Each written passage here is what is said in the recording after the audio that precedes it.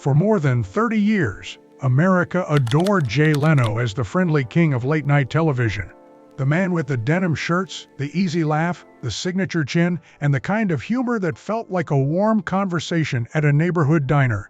Yet, behind the polished stage lights and the meticulously timed monologues existed another Jay, one made of steel, gasoline, solitude, and relentless discipline.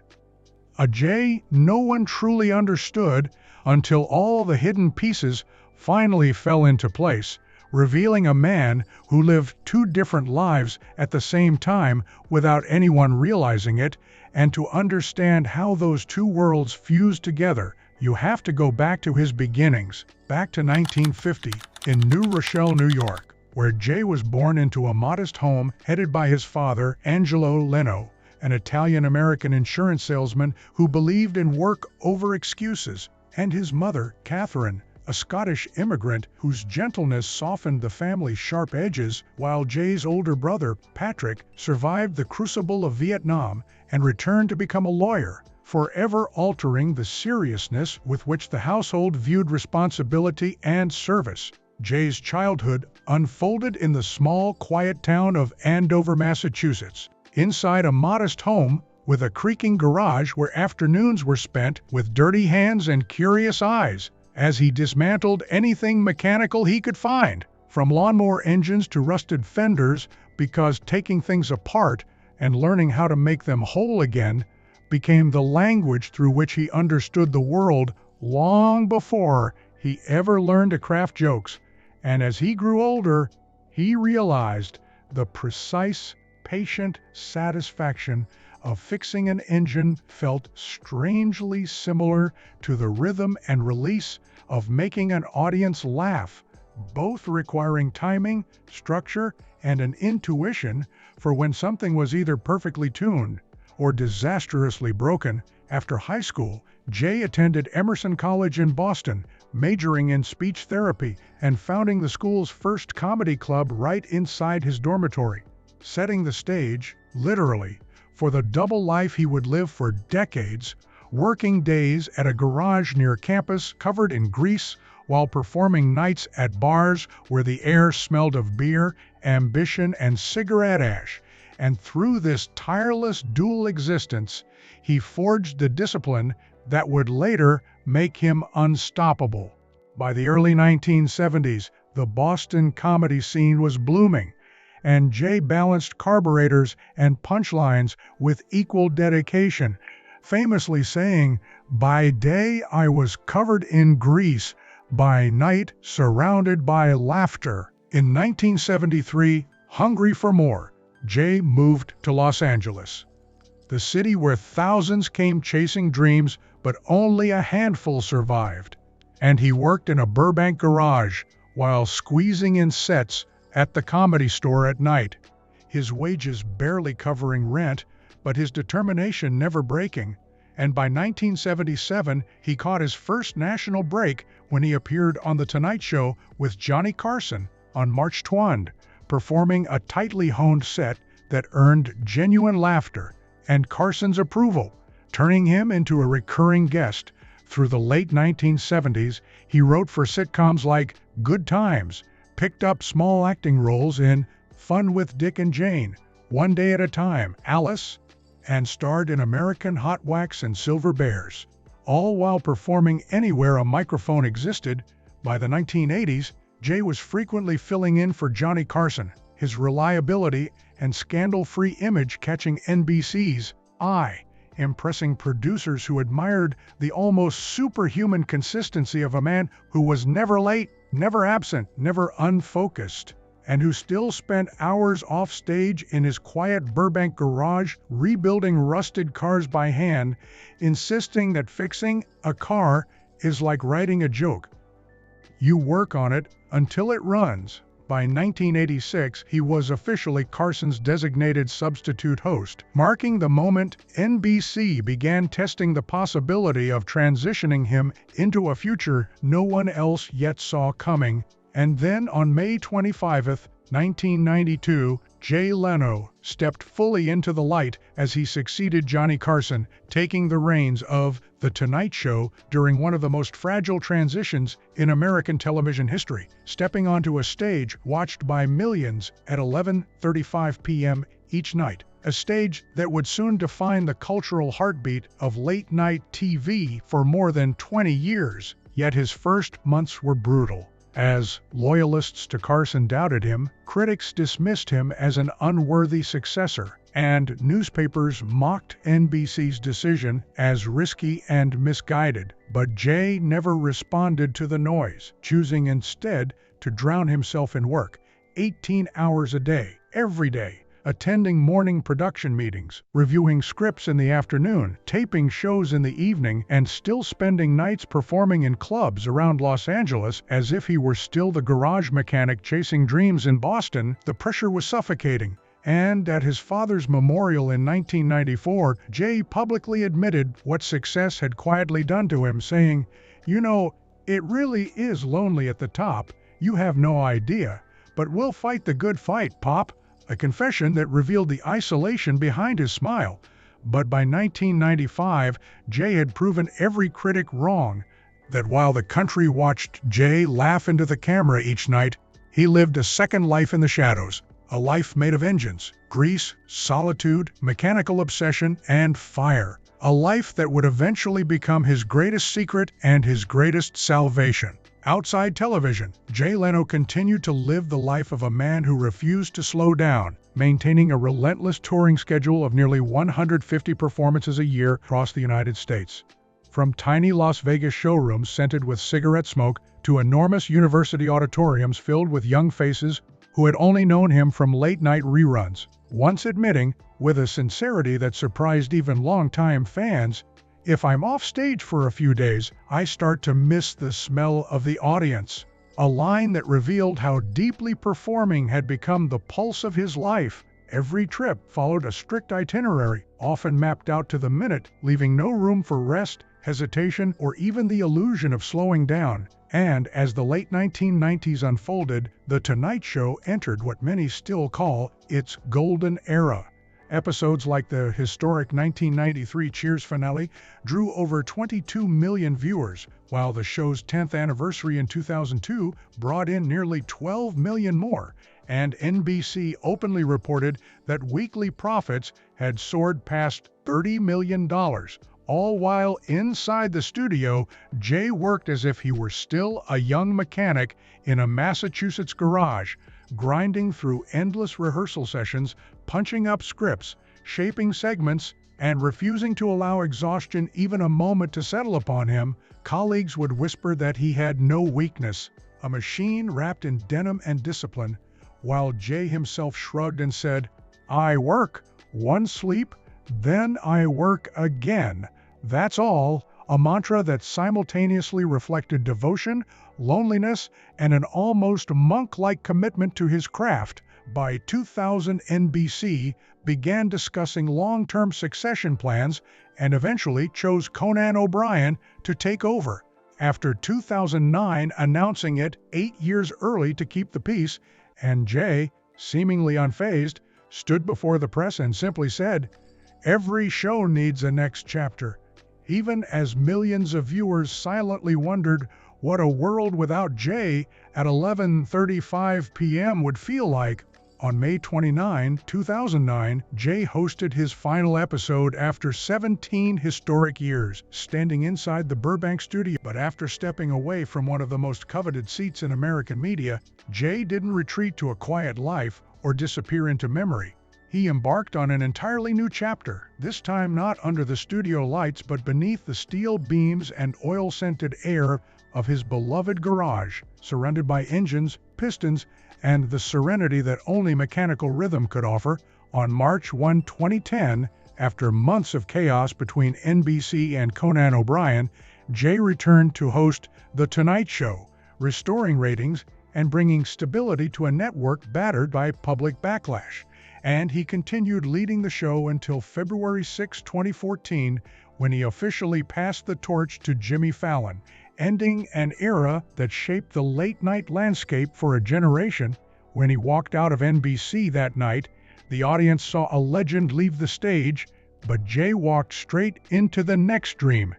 Jay Leno's Garage, a one-hour documentary special filmed inside the sacred walls of Big Dog Garage, a place where more than 180 cars and 160 motorcycles sat like mechanical relics, each restored by hand, each documented with precision, each containing a memory or a story only Jay could tell. The special received overwhelming praise, leading CNBC to greenlight a full series in 2015 that ran through 2022, spanning 7 seasons, and featuring intimate interviews and roaring test drives with guests like Elon Musk, President Joe Biden, Jerry Seinfeld, and various innovators. And in those episodes, Jay often repeated the line that became his personal creed, "Cars are the only thing that make me quiet." When the engine starts, everything else stops. A confession that revealed how deeply this second life, his secret world of machines, served as his refuge from the pressures of fame, valued at over $50 million.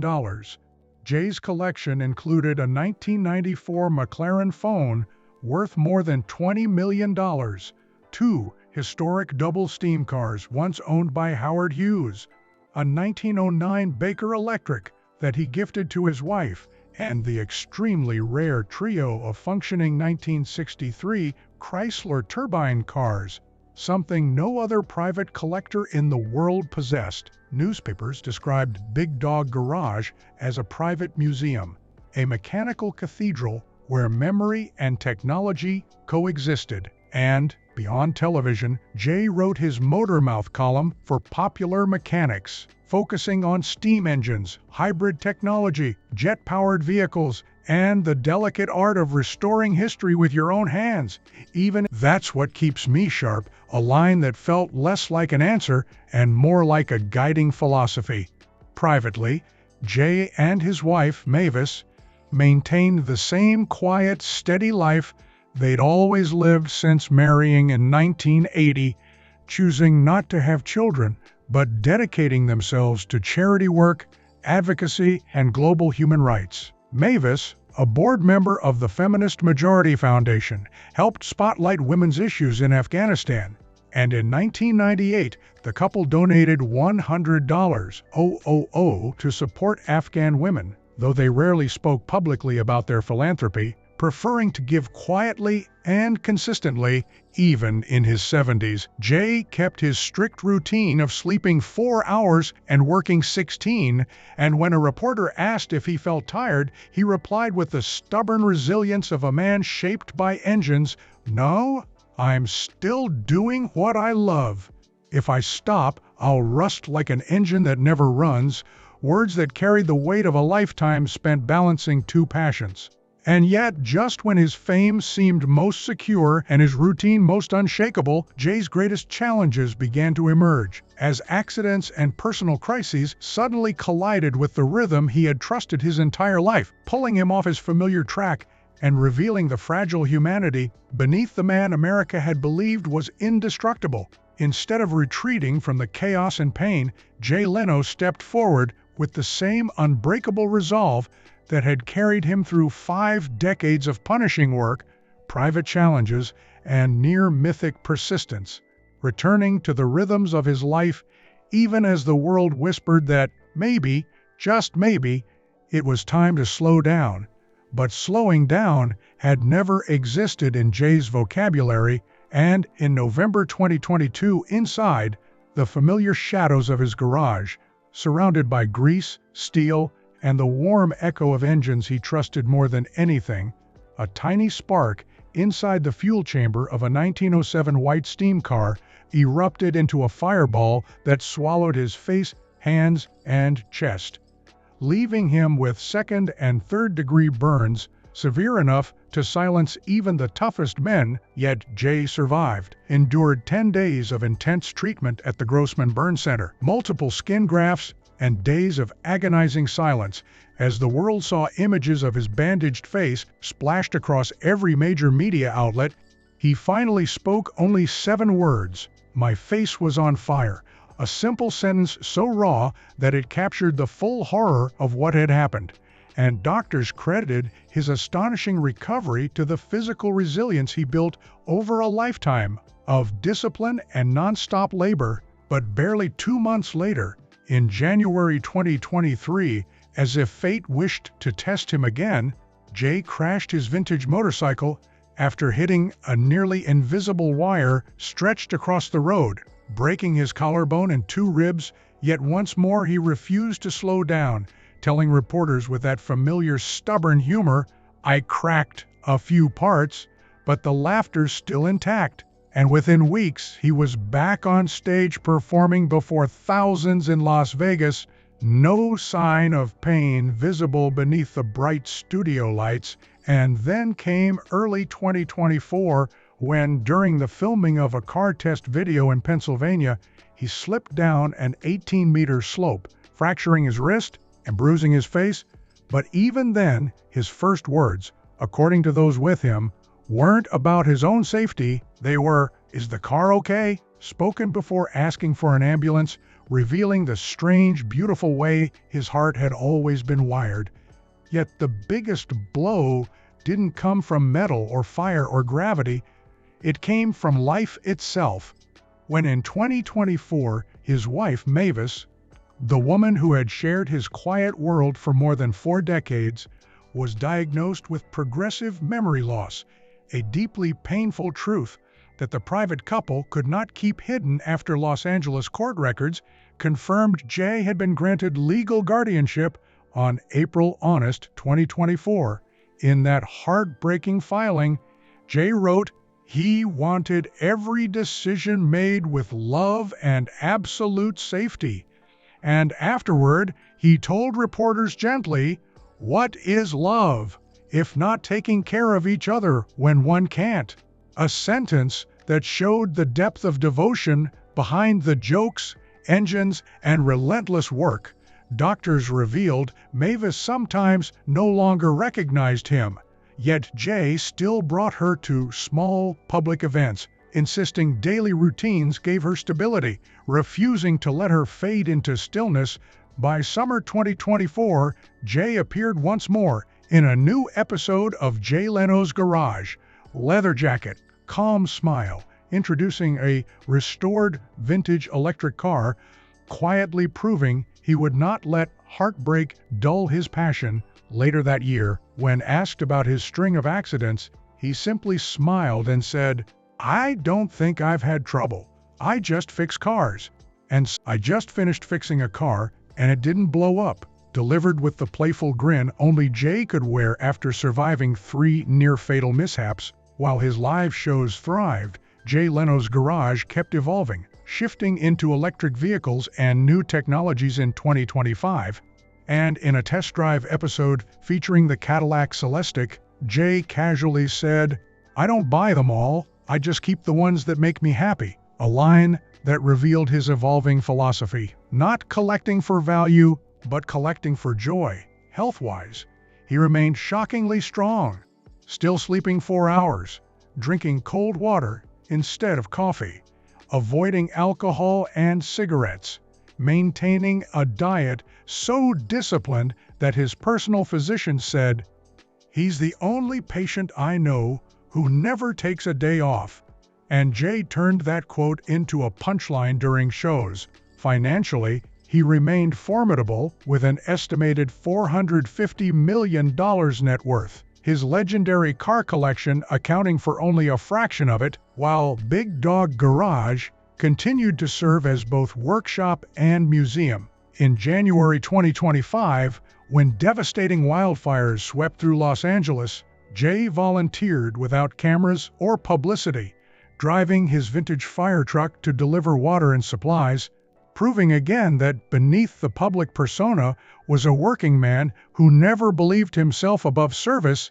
He rejected award ceremonies, stating, "I don't like standing in front of a camera to get a trophy. I like standing in a garage doorway watching smoke rise from the exhaust," a line that encapsulated the humility at his core. But when reporters asked about Mavis, something in his voice softened. His eyes dimmed for a moment before he steadied himself, saying softly, She's still got the fire. That's what love is. Before shifting the conversation back to cars to avoid breaking down, by the end of 2025, he attended a fundraiser for burn patients, giving a short, earnest speech thanking medical teams for helping him look at my face again and keep smiling. And even with his schedule overflowing, he still hosted gatherings at his garage, mentoring young mechanics, encouraging trade skills, and preserving the culture of craftsmanship. Through all the fire, pain, fractures, guardianship battles, fading memories, and endless work, Jay Leno ended 2025 still doing exactly what he had always done, standing with one foot on stage, one foot in the garage, living between laughter and gasoline, proving that even in an age where entertainment evolves faster than engines turn, some men stay timeless, not because of fame, but because of passion,